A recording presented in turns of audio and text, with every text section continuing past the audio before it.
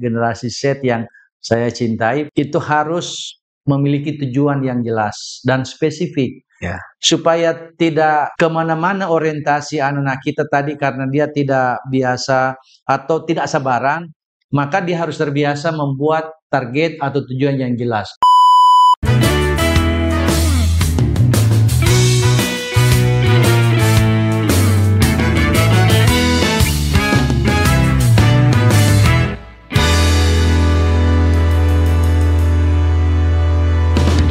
Assalamualaikum warahmatullahi wabarakatuh.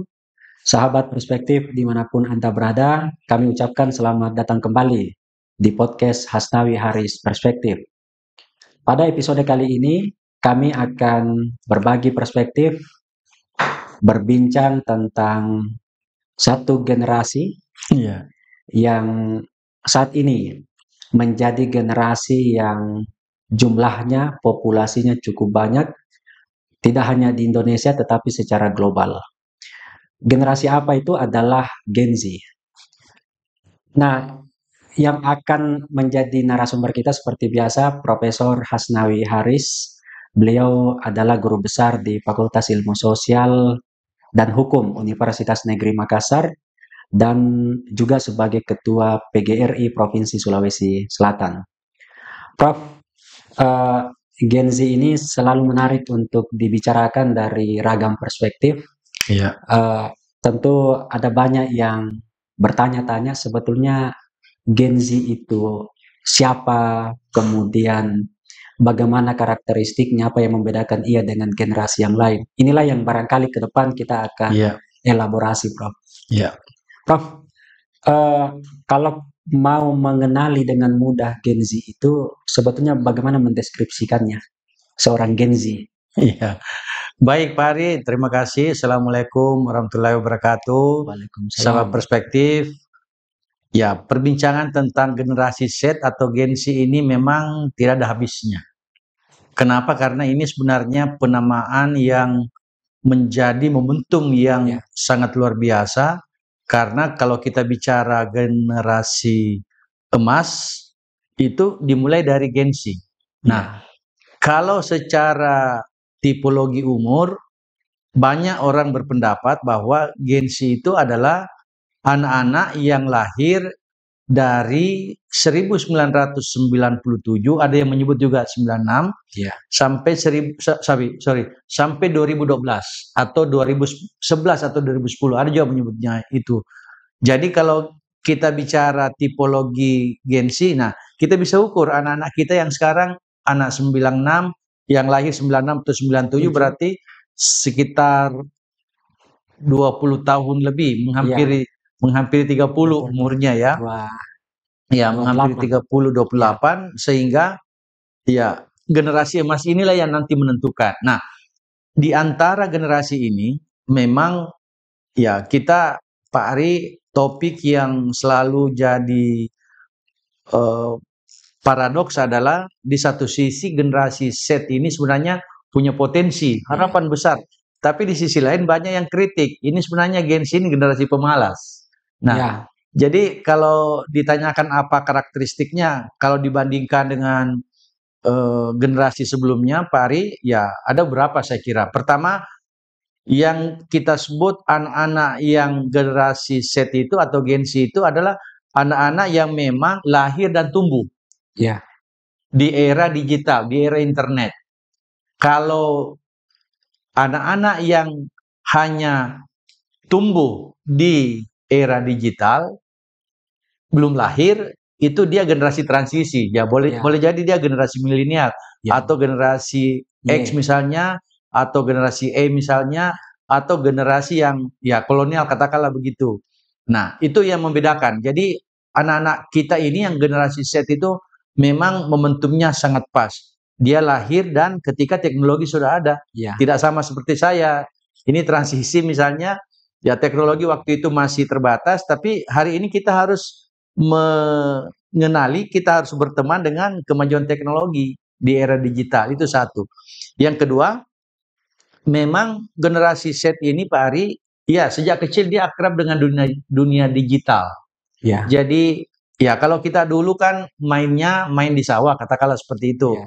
Atau kita mengerjakan sesuatu itu pakai tangan, Ya. main-main misalnya dengan Fisik ya semua, Pak. secara fisik Ya. melibatkan itu. Anak-anak kita hari ini sudah tersedia semua. Ya. Artinya tersedia sejak kecil dunia digital itu menjadi sesuatu yang akrab bagi dia, mulai dari dia main-main seperti yang kita sebutkan tadi itu sudah dikonversi ke teknologi semua. Ya. Itu yang kedua. Terus yang ketiga Pak Ari, kalau kita lihat generasi Z ini sebenarnya juga terbiasa dengan informasi yang instan. Ya. Nah, ini juga bagian dari multi multi tafsir nantinya, multidimensi karena anak-anak kita yang serba cepat mau informasinya ada. Menyelesaikan sesuatu, ya. Ya, menyelesaikan sesuatu itu harus cepat. Ya. Lalu kemudian konektivitas globalnya tinggi. Jadi dia ketika membahas sesuatu, melihat sesuatu, itu dia frame-nya tidak hanya di lokal, tidak hanya di nasional, tapi dia konektivitasnya global. Faktor medsos. Faktor sosial media Ya. itu. Sehingga ya generasi Z ini betul-betul istilahnya menentukan Ya. nasib bangsa kita menurut saya ya. Terus yang lain Pak Ari, ya memang karena dia lahir hidup di era internet, di era smartphone, maka cara pandang dan nilai-nilai yang dimiliki oleh mereka itu berbeda sekali dengan generasi sebelumnya. Bahkan bukan di titik ke 180 derajat, tapi mungkin 360 derajat. Ya. Jadi biasa. Nah, ini penting. Kita bicara hari ini, menurut saya kebetulan tadi Pak Ari menyinggung sebagai Ketua PGRI, itu yang selalu saya ingatkan kepada teman-teman guru pendidik bahwa cara pandang kita terhadap intervensi kita terhadap pendidikan itu harus berbeda. 5-10 tahun yang lalu tidak boleh sama hari ini, karena yang kita hadapi adalah generasi Z, generasi Alpha, sementara kita ini masuk generasi kolonial, generasi milenial, katakanlah paling tidak seperti itu. Yang lain Pak Ari, anak-anak yang masuk kategori Gen Z ini adalah terbuka dan fleksibel dengan perubahan. Ya. Jadi mereka itu sebenarnya sesuatu yang kalau menurut kita itu kita harus loyal, harus setia, kemudian sampai ujung kita harus bersama. Kalau ini tidak. Ya. Jadi dia terbuka, ada perubahan, dia lanjut lagi. Hari ini cita-citanya A, boleh jadi ketika dia bergaul lagi dengan dunia lain, berinteraksi dengan yang lain, kemudian dia fleksibel. Dia katakan, saya mau jadi tentara, atau saya mau jadi dokter. Ketika dia main-main, saya menjadi menciptakan aplikasi, dan seterusnya, dan seterusnya. Ya. Ini tipologi anak-anak kita yang termasuk kategori atau masuk kualifikasi sebagai generasi Z. Kemudian yang lain Pak Ari, ya kelebihan atau karakteristik unik yang lain ini multitasking. Ya. Dia terbiasa kerja paralel. Jadi kalau kita dulu kan mengerjakan sesuatu itu setahap demi setahap, step by step, dari satu tangga ke tangga lain. Kalau ini dia terbiasa menggunakan kemampuannya yang secara paralel, secara bersamaan. Ya. Nah, ini karakteristik dari generasi Z itu. Kemudian yang lain Pak Ari, karakteristiknya itu dia pragmatis dan realistis. Ya. Nah, kalau kita bawa ini ke dunia akademik misalnya atau ke dunia mahasiswa seperti di masanya Pak Ari, anak-anak generasi Z hari ini tuh dia pragmatis. Ya. Pragmatis itu kadang dia mengabaikan idealisme. Ya. Ada tujuannya dia lakukan, tapi dia realistis. Kita lakukan ini karena ini. Kalau kita dulu kadang itu tidak mempertimbangkan realistis atau tidak, tapi bagaimana idealisme ini kita bangun. Kita perjuangkan. Diperjuangkan sampai di titik darah yang menurut kita itu yang bisa dilakukan. Nah, sehingga ya anak-anak kita yang model seperti ini ya itu tadi. Saya selalu mengatakan tidak boleh kita katakan mereka itu keliru atau tidak. Kemudian yang lain karakteristiknya mandiri dan entrepreneur. Jadi membayangkan bahwa anak-anak Gen Z itu dulu ketika kita susah sekali karena orang tua kita membangunkan kita di setiap pagi, kemudian mengingatkan kita kalau mau makan. Kalau anak-anak sekarang itu tidak. Ya, selain karena fasilitas yang sudah serba ada, mereka juga di dalam dirinya itu mandiri. Dia mau jadi apa, dia mau makan apa, dia mau minum apa, dia mau melakukan apa, dia mandiri sifatnya. Dan ketika ada yang menghalangi itu, relatif dia melakukan komplain.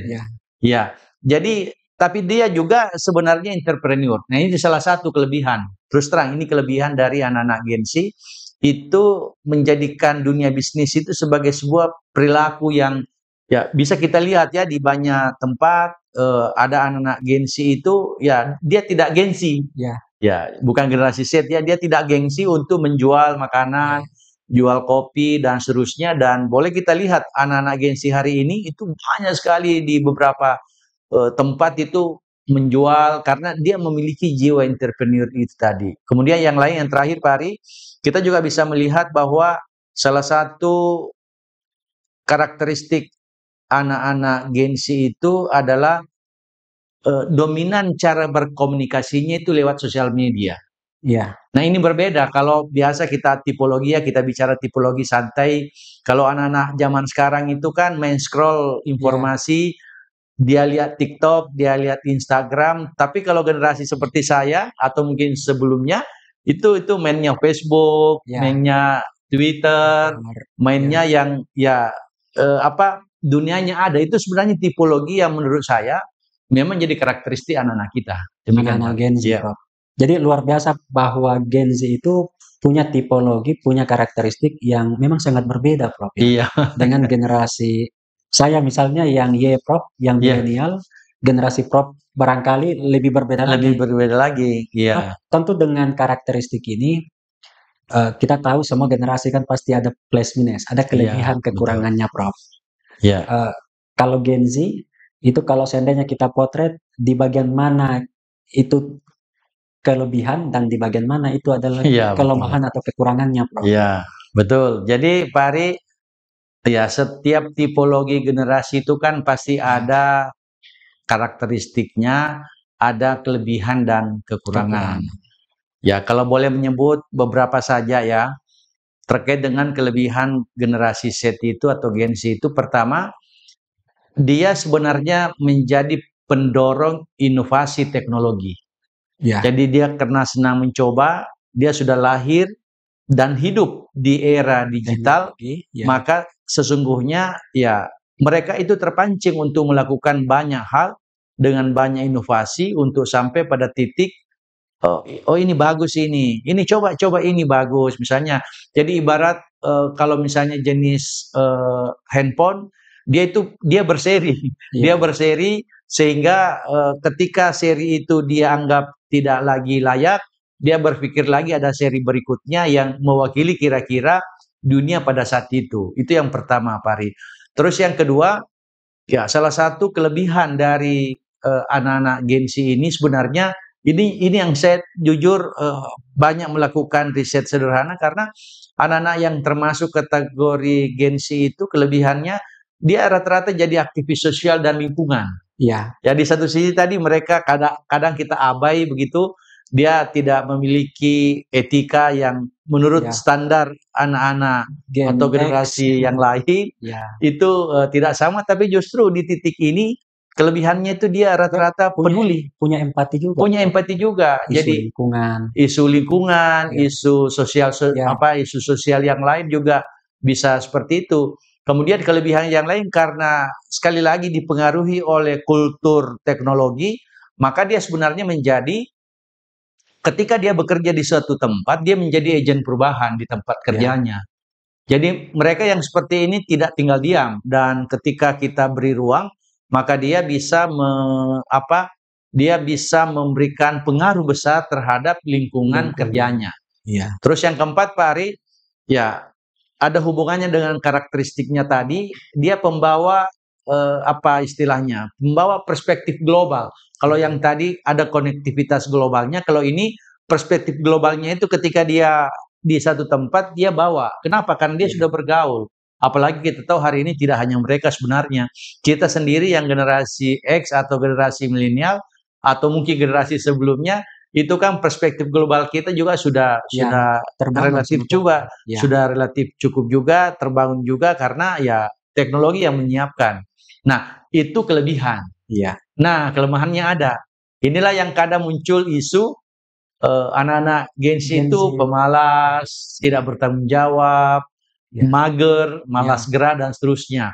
Nah, pertama kalau kita lihat, Pak Ari, itu mereka itu tidak sabar mengerjakan sesuatu pada tempat yang sama secara berulang-ulang. Iya. Jadi mungkin juga tidak bagus kalau disebut pembosan, Iya. tapi dia tipologinya tidak senang. Jadi selalu ada challenge, ada tantangannya yang selalu dia mau lakukan. Nah, yang kebiasaan seperti ini memang bermata dua.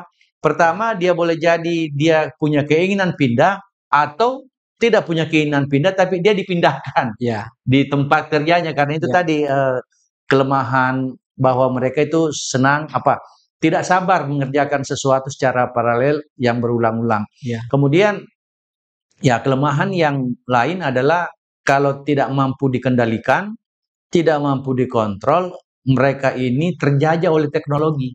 Ya. Jadi apa-apa teknologi, jadi dia tanda petik dia pusing, dia bingung ketika dia searching, ketika dia tracking informasi tidak ada, dia tiba-tiba bingung. Ya. Karena fasilitas yang dia cari itu sudah tidak tersedia misalnya. Nah, beda kalau kita dulu. Kalau kita dulu ya dia punya ketergantungan tingkat tinggi dengan teknologi. Di saat yang sama, anak-anak seperti ini yang saya sebut tadi punya idealisme, punya dia menjadi aktivis di sosial, tapi sebenarnya relatif yang saya lihat, yang kita lihat ya, anak-anak Gen Z itu relatif pergaulannya, relasinya dengan dunia sekitar itu terbatas. Ya. Mengapa? Karena ya kan kalau kita bicara lingkungan, di sana ada banyak lintas generasi, katakanlah ada generasi yang sudah sangat ya kolonial, ada generasi milenial dan seterusnya. Kemudian terakhir Pak Adi, anak-anak yang masuk kategori Gen Z ini kelemahannya itu cenderung, mohon maaf kalau saya boleh menyebut, cenderung memiliki pengalaman kerja yang kurang profesional. Kenapa tadi? Karena selalu mau coba, mau pindah dan seterusnya. Tidak sabaran. Ya, tidak sabaran sehingga pada titik tertentu dia tidak profesional di situ. Baik, saya kira itu Pak. Jadi plus minus memang Prof ya. Iya, betul. Memang di satu sisi kelebihannya cukup banyak, tapi ada beberapa kekurangan, kelemahan yang ini perlu dikelola Prof. Betul.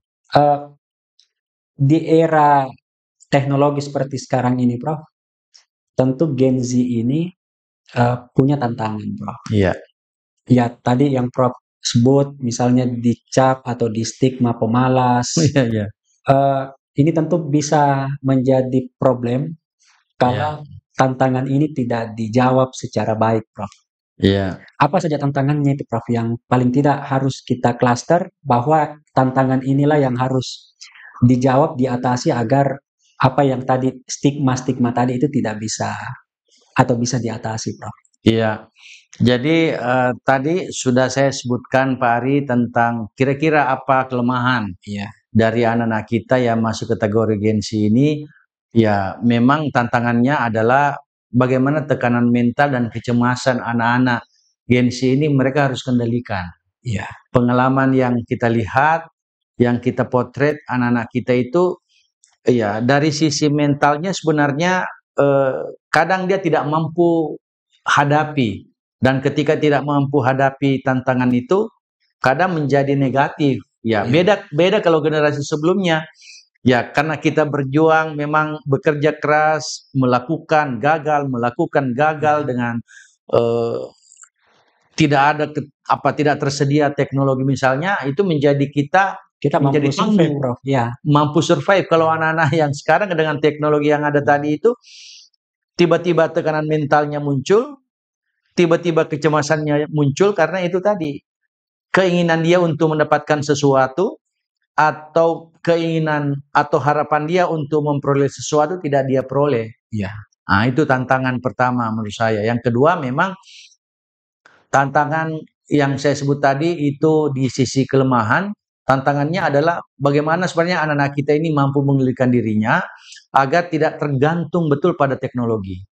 Mereka harus percaya bahwa betul ada teknologi, peradaban teknologi sudah semakin maju, tapi ada beberapa aspek yang menurut kita itu tidak boleh tergantikan. Dari sisi pendidikan misalnya, Kalau anak-anak kita ini sudah tergantung sekali dengan teknologi, maka mungkin pada titik tertentu yang parah, dia tidak menghargai guru. Iya. Karena apa yang ingin dia peroleh, itu sudah ada semua di internet misalnya. Ya. Dia tinggal tracking di Google, dia tinggal searching di Google, ada semua.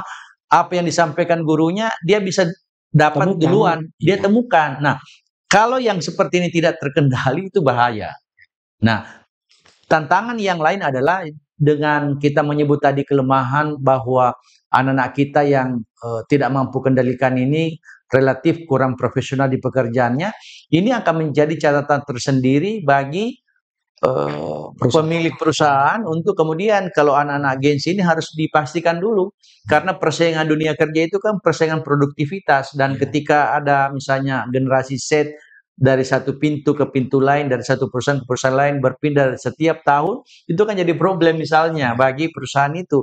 Nah itu, terus yang terakhir ya Pak Ari, overload informasi. Ya. Anak-anak yang tidak mampu sekali lagi mengendalikan dirinya, itu tidak mampu membedakan yang mana sebenarnya fakta dan yang mana hoax. Ya. Nah ketika overload informasi ini terjadi, maka ya bisa anak-anak kita gagal. Ya. Bisa mereka hancur, bisa terjerumus dan seterusnya karena tidak mampu kendalikan tadi. Menurut saya 4 hal itu yang bisa jadi tantangan terberat bagi anak-anak generasi Z hari ini untuk kemudian mereka bisa survive di manapun mereka berada. Baik, Prof. Jadi memang problemnya dan itu yang kita anggap sebagai tantangan. Ya.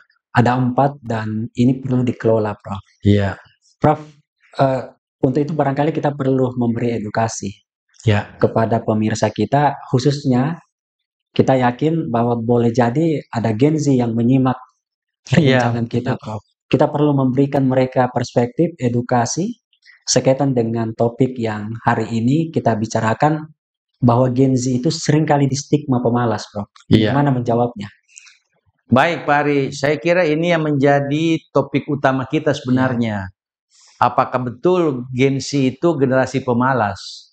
Menurut saya, kalau kita bicara generasi, tentu jawabannya tidak. Amat bergantung pada siapa orangnya. Amat bergantung pada siapa sesungguhnya dia. Sehingga kalau kita ingin membangun sebuah ekosistem, anak-anak generasi Z yang memiliki potensi, memiliki kapasitas, memiliki kelebihan karena hidup dan lahir di masa era digital, maka ada beberapa yang menurut saya bisa kita edukasi buat Anda semua para pemirsa generasi Z yang saya cintai. Pertama, ya itu harus memiliki tujuan yang jelas dan spesifik, supaya tidak kemana-mana orientasi anak-anak kita tadi karena dia tidak biasa atau tidak sabaran, maka dia harus terbiasa membuat target atau tujuan yang jelas dan harus spesifik. Oh, saya mau seperti ini. Oh, ini kalau seperti ini saya seperti ini. Nah, sehingga itu bisa membuat kelemahan Gen Z tadi itu bisa kita manfaatkan dan dia tidak menjadi generasi pemalas seperti stigma yang banyak orang juga munculkan. Terus yang kedua, anak-anak generasi Z ini, Pak Ari, menurut saya dia harus membuat dirinya bahwa dia sebenarnya orangnya yang disiplin. Sehingga pengembangan kedisiplinan pribadi ini harus kita dorong. Kalau kita bicara ekosistem sekolah, berarti bicara tentang siswa yang generasi Z, kalau berarti anak-anak SMA. Kita bicara tentang gurunya, kita bicara tentang sekolah. Nah, ketika aspek ini harus saling mengenal. Guru harus memahami bahwa yang mereka hadapi itu adalah generasi Z. Anak generasi Z ini juga harus sedikit memahami bahwa yang mengajar mereka adalah anak-anak atau gurunya yang generasi X atau generasi milenial, atau mungkin ada generasi kolonial. Itu harus saling memahami. Sekolah juga harus menjadi penengah untuk memastikan bahwa kedua generasi yang berbeda tadi ini harus bertemu pada titik yang kemudian itu bisa produktif. Itu yang ketiga, Pak Ari. Kemudian menurut saya yang lain, anak-anak kita yang yang dikategorikan sebagai generasi Z ini, menurut saya harus menjadikan teknologi itu dengan bijak kalau kita manfaatkan.